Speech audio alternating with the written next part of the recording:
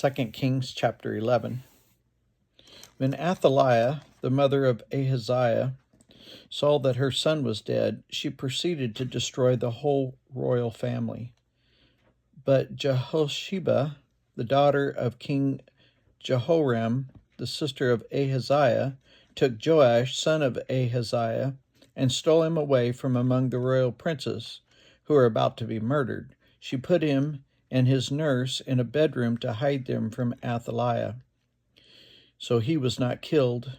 He remained hidden with his nurse at the temple of the Lord for 6 years, while Athaliah ruled the land. In the seventh year, Jehoiada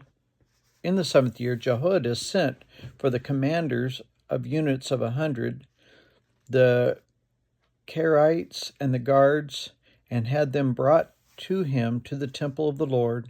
He made a covenant with them and put them under oath at the temple of the Lord. Then he showed them the king's son. He commanded them, saying, "This is what you are to do.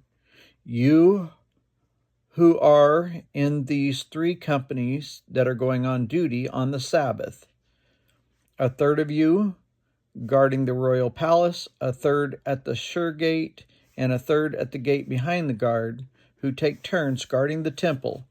And you who are in the other 2 companies that normally go off Sabbath duty are all to guard the temple for the king.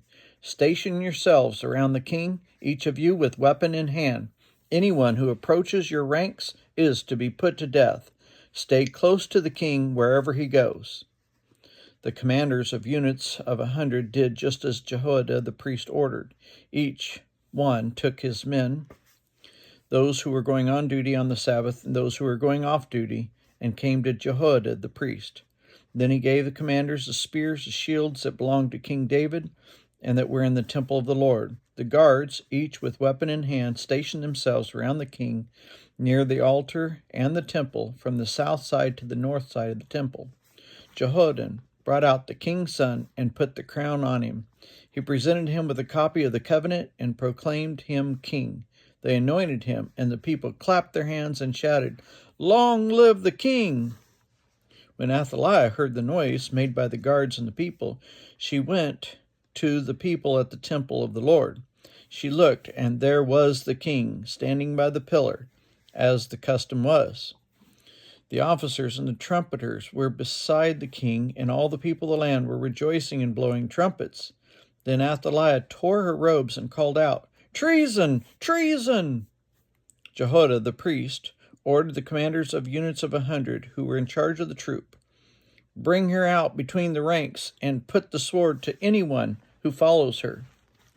For the priest had said, "She must not be put to death in the temple of the Lord."